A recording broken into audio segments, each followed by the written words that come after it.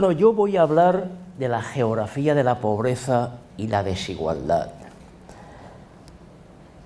Voy a hacer una introducción previa que me parece necesaria del marco global, y para ello voy a utilizar esta palabra que todo el mundo la usa y muchas veces no tenemos suficientemente claro qué es la globalización.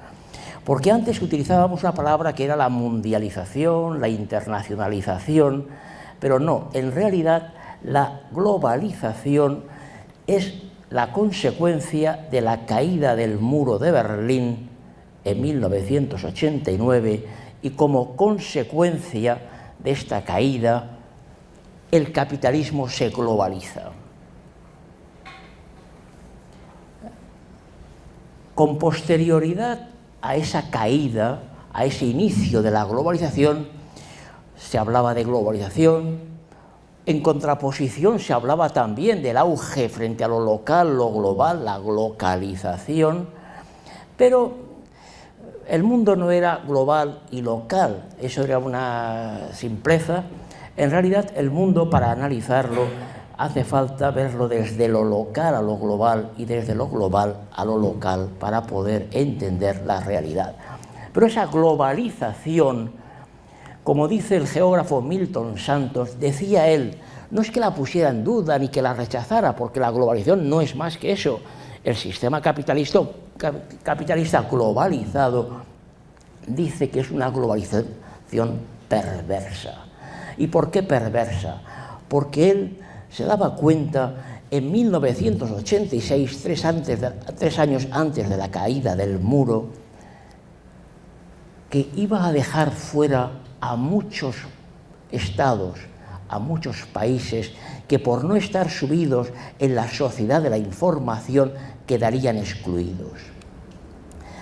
Esta globalización perversa de la que habla Milton Santos se basa en el capitalismo global de acumulación flexible, es decir, que aquel que más puede acumular es, en definitiva, el proceso en el que va a estar basado este nuevo capitalismo, este neocapitalismo en el que estamos viviendo, o capitalismo neoliberal.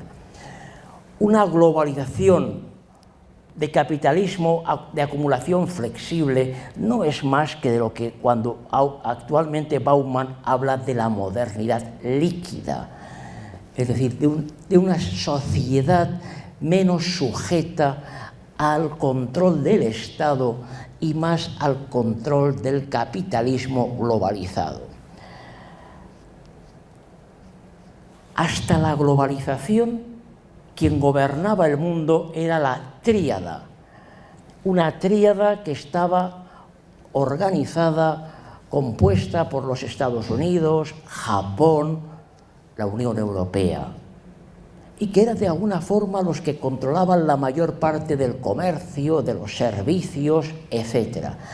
Pero a partir de la globalización, de esa apertura del mundo, ha dado paso a los países emergentes, a los BRIC. ¿Quiénes son los BRIC? Pues, como su nombre indica, Brasil, Rusia, India, China y Sudáfrica, que son los nuevos estados potentes que, basados en un fuerte crecimiento, los anteriores se basaban en un fuerte desarrollo, vienen a capitalizar el desarrollo actual del mundo. Pero vamos a ver cómo, de alguna manera, con la crisis de 2008, mientras que los países desarrollados frenaron el crecimiento, por el contrario, los BRIC lo aceleraron. Pero ¿lo aceleraron siempre? ¿Esta situación se fue manteniendo a lo largo del tiempo? No. En el momento actual, si hoy el crecimiento del mundo es de un 3,6% y las economías avanzadas de un 2,2%, según datos del Fondo Monetario Internacional, curiosamente, Estados Unidos y España son los países con un mayor crecimiento dentro del mundo desarrollado. pero por encima de estos crecimientos se encuentran países emergentes como China con 6,3, India con 7,5. ¿Y qué ha pasado con los otros emergentes? Han caído también. Es decir, desde la crisis, Brasil, Rusia y Sudáfrica presentan ya crecimientos negativos o escasos. Esto origina que la situación actual, hoy, en 2016, tenemos por un lado unas economías avanzadas con crecimientos medios del 3,6, donde, como ya he dicho, destacan dos países, España y Estados Unidos. A continuación, la situación de una serie de países del mundo desarrollado que se ven muy perjudicados sus clases medias y bajas. A ellos se unen estas economías emergentes donde vemos que claramente solo se mantienen fuertes India, China, luego veremos como Nigeria también, y en cambio como otros países de los BRIC ya han descendido porque la propia crisis los ha ido aniquilando. ¿Cuántos españoles fueron a trabajar a Brasil y se han vuelto ya? Y en definitiva, en los países en vías de desarrollo lo que sí que hay es mucha hambre y hambruna. Vamos a pasar a ver ahora la pobreza en el mundo, que es de lo que se trata, pero que creo que hacía falta esta visión panorámica para poderlo entender. Recientemente se ha celebrado una conferencia en el marco de la 72 Asamblea de las Naciones Unidas, con una situación de buenismo. Vamos a ver, por ejemplo, 7 razones por las que el mundo está mejor que nunca. Esto se reunieron a hablar personalidades interesantes, como Obama, Trudeau, Bill Gates y su mujer. Hablaron pues de los temas actuales: cambio climático, de la catástrofe de Trump, la guerra de Siria, el terrorismo islámico, Corea del Norte, refugiados, hambre, de todo esto. ¿Y qué se decía? Bueno, que estamos mejor que hace 50 años, mejor que hace 25 años, mejor que hace 10 años, que el mundo nunca ha sido más sano, educado, tolerante y menos violento, que las cosas están mejor, que hoy el 11% de la población está hambrienta, y dice, pero es que antes estaba peor, el 15%. Sí, todo eso es muy bonito, pero esta es otra realidad. Y esto es septiembre de 2017, es decir, el hambre aumenta por primera vez en casi 15 años. Y la realidad es que más de 815 millones de personas pasan hambre, con independencia de lo que antes se dijera, ¿no?, que queda muy bien. Unas 17 veces la población de España están pasando hambre y nosotros somos 46 millones. Bueno, ¿y qué hacen los organismos internacionales? Bueno, en primer lugar, nos aportan información, unos datos. El índice de desarrollo humano es el que nos ayuda a poder analizar cómo están los países en cuanto a eso, al desarrollo humano. Desarrollo humano que utilizan datos tan interesantes como la esperanza de vida, la escolaridad, el ingreso nacional bruto per cápita. Pues aquí no aparecen las dos grandes potencias en los primeros lugares. Ni el que está más desarrollado, como Estados Unidos, o mayor desarrollo económico, ni tampoco el que tiene mayor crecimiento económico. Es decir, ni Estados Unidos ni China se encuentran en los primeros lugares. A este índice hemos añadido uno muy interesante, que es el índice de pobreza multidimensional, que también lo presenta Naciones Unidas. ¿Y dónde están aquí los países? ¿O qué países son los que aquí aparecen? Pues vamos a coger los últimos de la cola, es decir, claramente los que se encuentran en peor situación. Hemos confrontado ambos índices y observamos cómo los países que se encuentran hoy con un nivel de vida mejor, lo que se llamaba la economía del bienestar, el estado del bienestar, a la cabeza se encuentra Noruega, que no entró en la Unión Europea porque unos años antes encontró petróleo. O Australia, Suiza, Alemania. Estos son los que mejor están. España está en el número 27.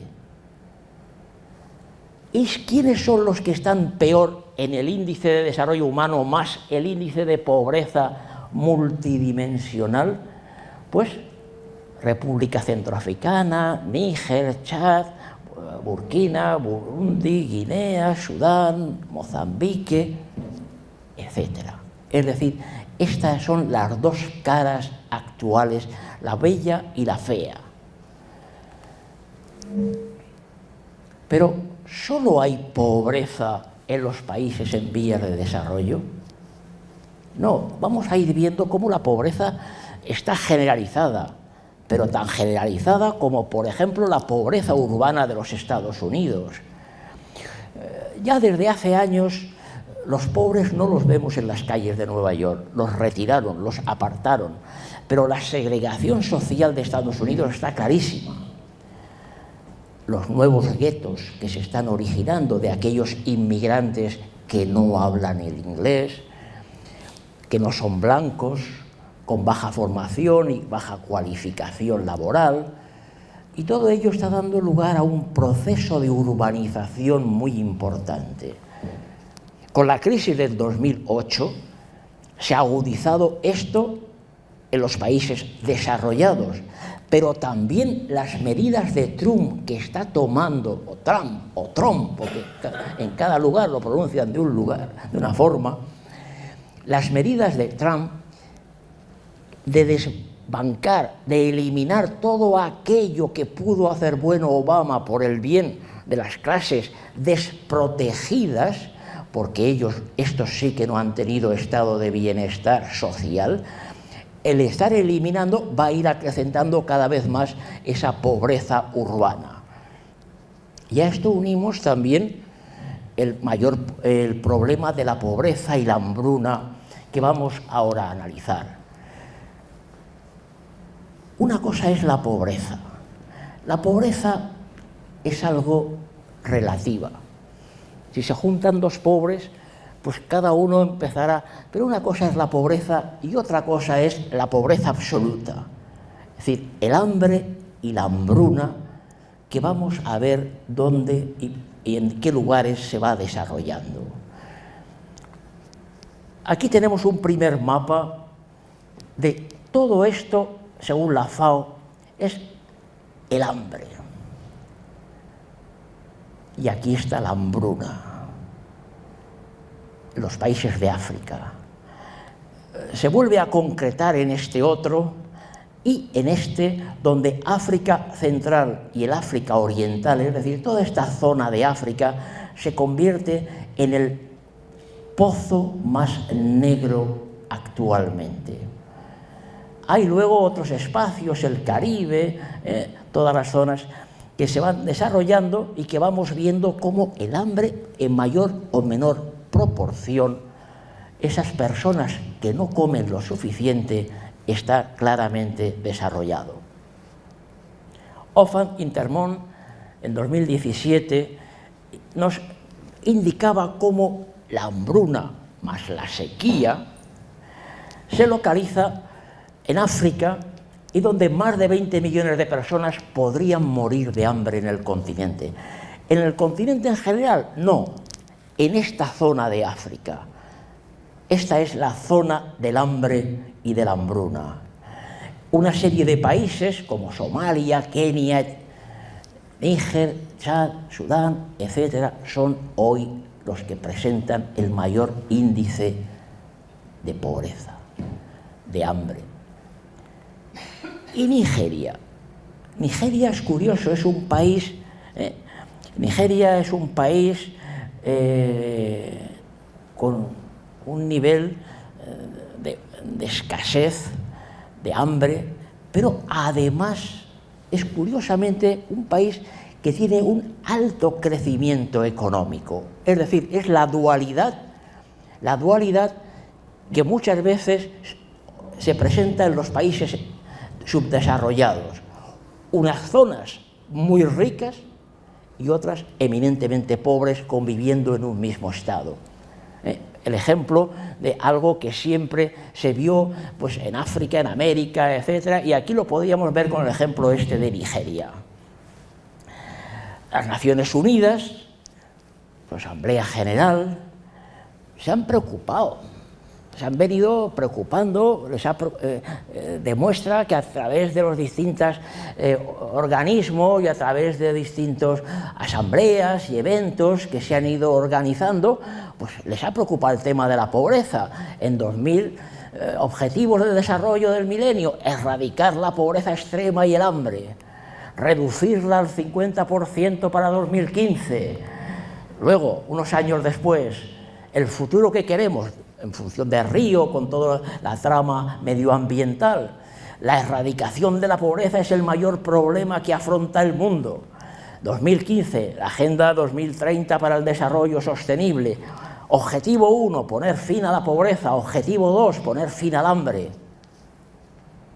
Parole, parole, parole. El hambre aumenta por primera vez en casi 15 años en el mundo. Cada uno cumple la función de tener que hacer cosas, efectivamente, o sea, claro, sí estamos un poco mejor, como decían aquellos, pero seguimos, es decir, que posiblemente no se están poniendo los medios. El hambre, la hambruna, las guerras, los conflictos originan emigraciones, refugiados. Por ejemplo, los emigrantes, muchas veces nosotros nos planteamos los emigrantes que vienen, que salen para cumplir un servicio en el país al que llegan, que uno es mano de obra barata y procrear más niños para no envejecer esa población. Pero esto es lo que a mí me importa en estos momentos, las remesas que llegan a esos países de donde vienen. La importancia que tienen para el país del que viene, del país de origen, poder más o menos mantenerse gracias al dinero que envían los emigrantes que se fueron. Como el caso de los refugiados, ACNUR, que es la que nos ofrece la mayor información o la mejor información en el tema de los refugiados, está claro la dualidad, ¿no? Hay una serie de países que están continuamente lanzando población fuera por problemas bélicos.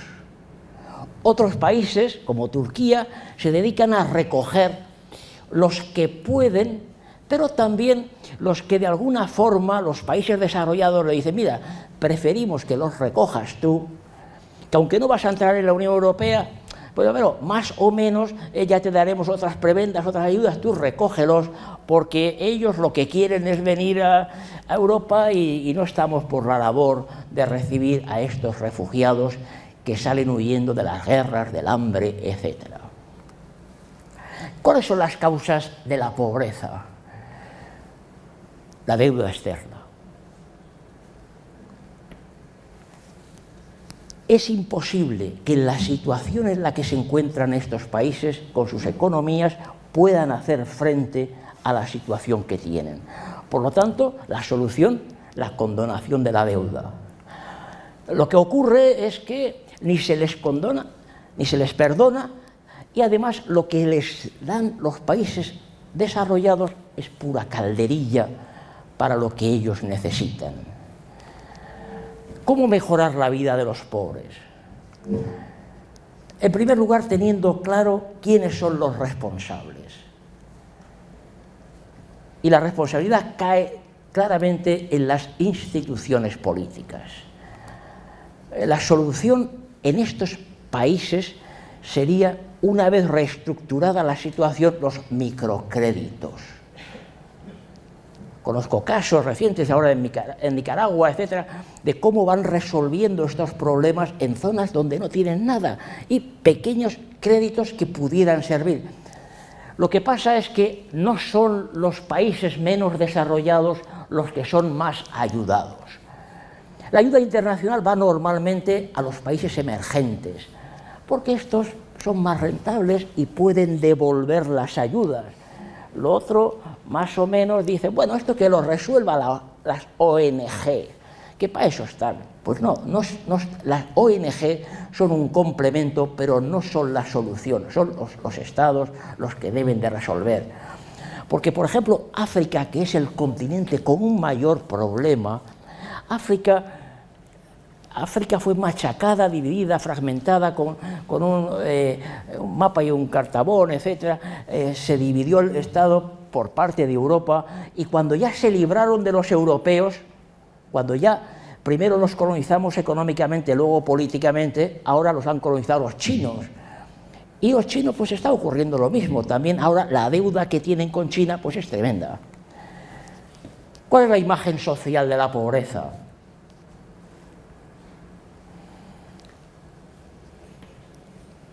Que las personas, nosotros, los que estamos aquí, muchas veces nos responsabilizamos. ¿Y qué podemos hacer nosotros? ¿Qué puede hacer el ciudadano?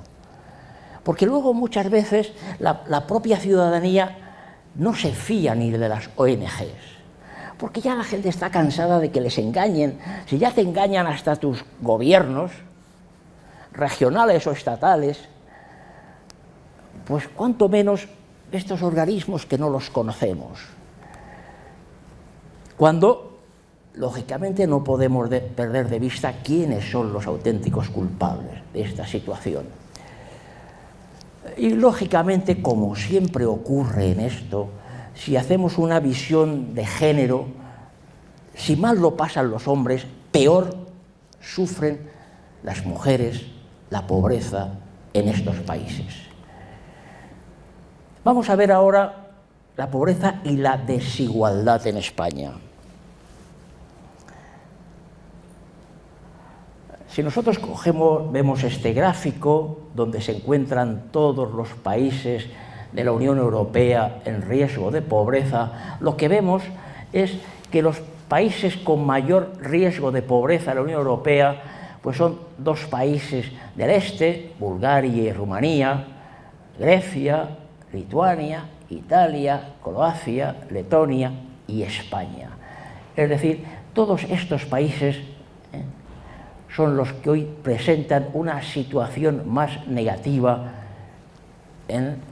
respecto a la pobreza. Otros ofrecen mejores situaciones. Aquí en este mapa vemos también esa relación de lo que es la desigualdad en la Unión Europea. Una desigualdad que en verde nos lo marcan los países que se encuentran mejor económicamente, y en marrón oscuro toda esta zona aquí de los países del este, donde también aquí está España. ¿Y quién está bien en España, igual que toda esta zona verde de aquí? Pues Madrid y el País Vasco. Madrid porque es la capitalidad, y como luego volveremos a ver, por la foralidad del País Vasco, su propia autonomía financiera. El Consejo Económico y Social decía que la desigualdad se agudiza en los tramos más altos en España, que desempleados y extranjeros son los más expuestos al riesgo de pobreza y exclusión. En el libro, y por eso lo he puesto ya con comillas, porque es el propio título de Carabañas, ya que él va a venir aquí el día 7, su libro Ricos y Pobres, la desigualdad económica en España, él viene a decir que todo el tiempo que ha durado la crisis, desde 2008 a 2013, ha aumentado 2 puntos la desigualdad, la pobreza en las clases muy pobres y en las clases medias. Que la desigualdad de la renta en España es mayor que la de los 15 países de la Unión Europea, sin contar los que entraron luego de los países del este. Que el crecimiento económico suele reducir la pobreza, pero no suele reducir la desigualdad. Por eso nosotros aquí en España, más que un problema de pobreza, que como veremos sí existe, también es el problema de la desigualdad. Con datos de las diferencias entre el PIB per cápita, vemos claramente las dos Españas, la España de Madrid, País Vasco, Navarra, nuevamente Madrid, País Vasco y Navarra, las dos forales. Esto es lo que quería Cataluña, la foralidad al principio, hasta que luego se pasó a pedir otra cosa. Cataluña, La Rioja, y lo peor, la situación peor de España en el PIB per cápita, Castilla-La Mancha, Melilla, Andalucía y en el extremo, el máximo extremo aquí, Extremadura. El Instituto Nacional de Estadística presenta la encuesta de las condiciones de vida, la tasa de riesgo de pobreza y exclusión social, mide la desigualdad, no la pobreza absoluta, es decir, los ingresos bajos, y si la media nacional es de 27,9, los peor situados son Canarias, Andalucía, Castilla-La Mancha, Extremadura, Murcia, y lo mejor situado nuevamente los forales, Navarra y País Vasco. Este es el mapa de la tasa de riesgo de pobreza en 2017. Como vemos, las comunidades autónomas que se encuentran al sur de Madrid son todas las que están en peor situación, en mayor riesgo de pobreza. Los que mejor están, País Vasco y Navarra, mejor incluso que Madrid. Esto de la foralidad les ha funcionado.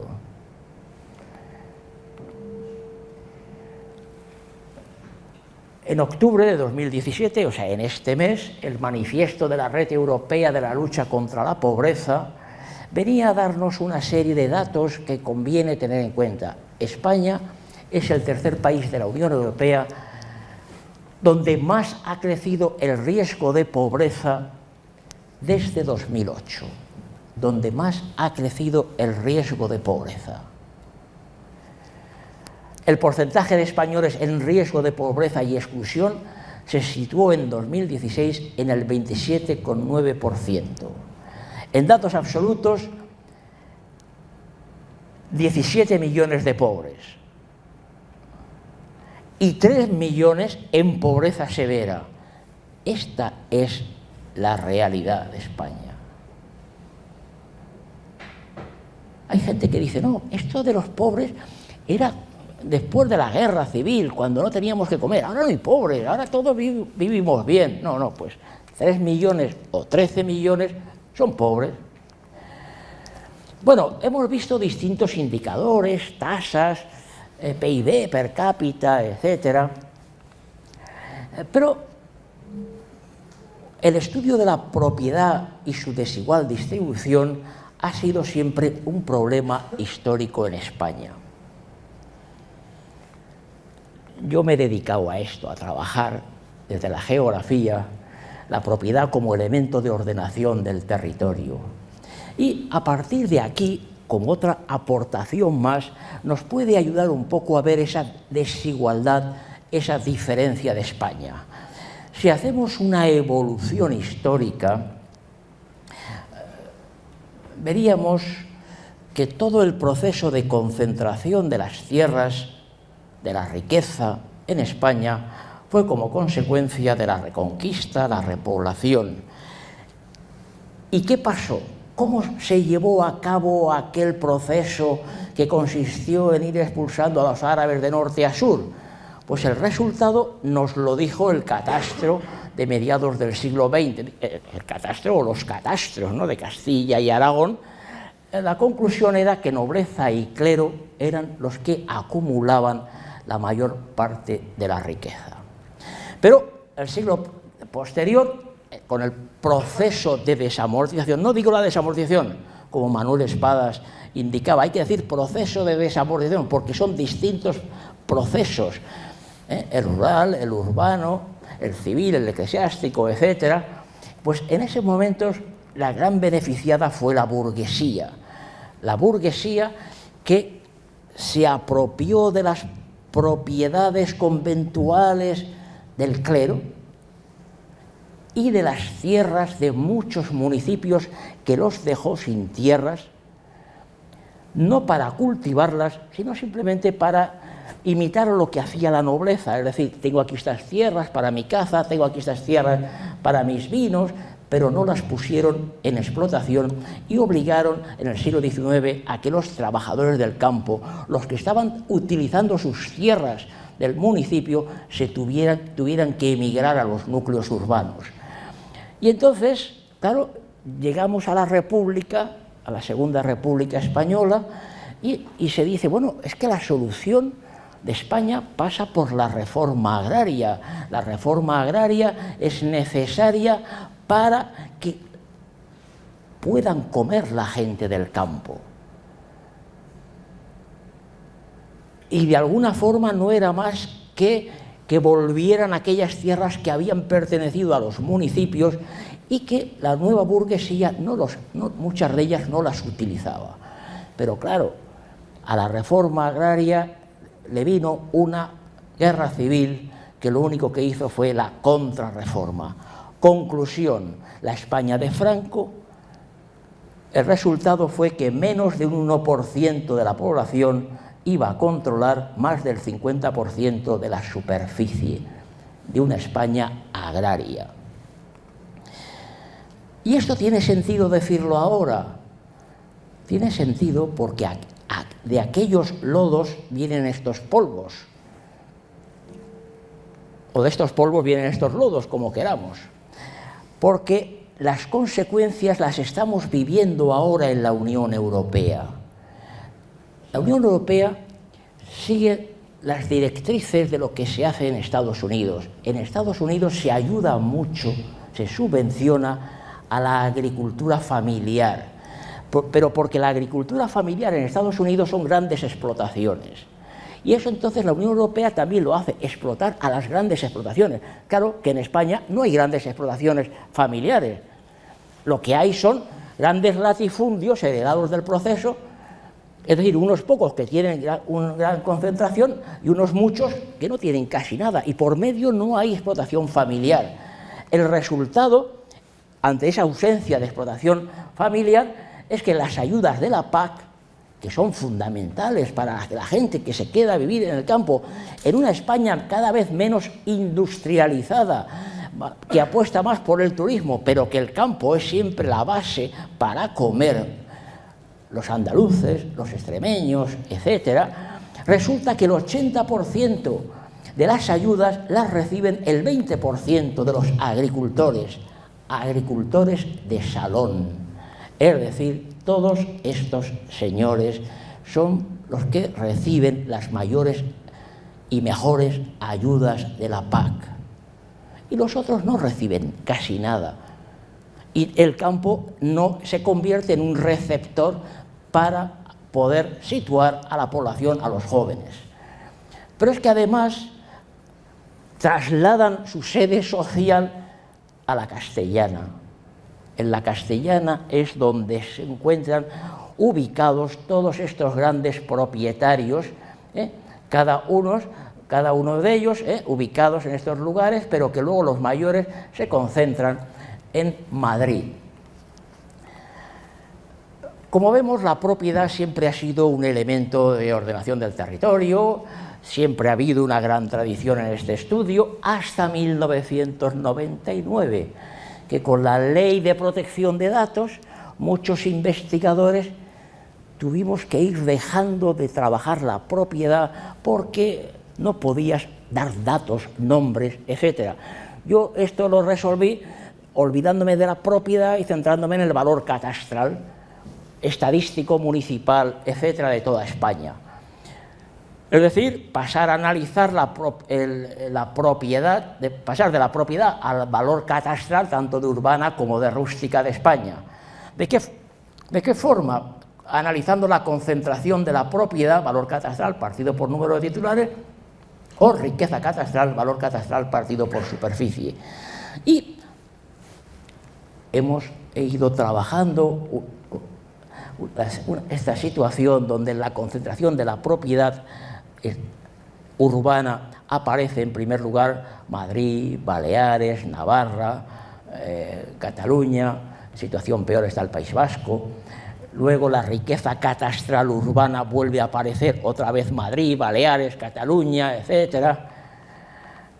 Si pasamos luego a la concentración de la propiedad rústica, en primer lugar es Andalucía, Aragón y Extremadura. Es decir, los datos de la valoración catastral nos vuelven a llevar otra vez a lo mismo que ofrecían los datos catastrales. A veces se dice, bueno, no, si es que no es cierto, no, sí que es cierto cuando se confrontan muchos sondeos, muchos datos catastrales, se va comprobando que sí, que son resultados ciertos. La que tiene menor concentración rústica es Galicia, y en riqueza catastral rústica, curiosamente, la que está mejor situada es la Comunidad Valenciana. ¿Se acuerdan aquello de lo del Tajo? De que el río Tajo tenía que llevar sus aguas a Murcia porque era la huerta de España. ¿Y dónde está ya hoy Murcia? No aparece ya en primer lugar, es la Comunidad Valenciana, e incluso Valencia y Almería. ¿Qué ha pasado? Que mientras que la Comunidad Valenciana y Almería se han dedicado a seguir produciendo agrícolamente, Murcia, que quiere seguir recibiendo ayudas de agua, etcétera y tal, ha pasado toda su riqueza rústica a los campos de golf, a las urbanizaciones, etcétera. Como conclusión a este proceso, lo que está claro es que la mayor concentración urbana, tanto en propiedad como en riqueza, es la Comunidad de Madrid. Es decir, Madrid concentra todo el proceso urbano rústico de España y que en el catastro de rústica la mayor concentración de la propiedad es Andalucía y la mayor riqueza catastral es la Comunidad Valenciana. Esto claramente, bueno, pues marca diferencias que luego, conforme descendemos a nivel municipal, nos va permitiendo conocer la situación, como hemos hecho en la obra, de ver cuál es la situación de España a partir de estos datos catastrales. La conclusión: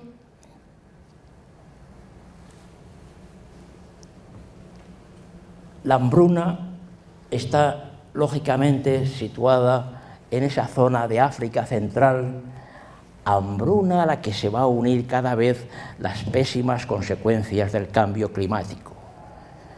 España se está desertificando, el desierto avanza, pero es que ellos allí aún lo sufren de una forma más clara.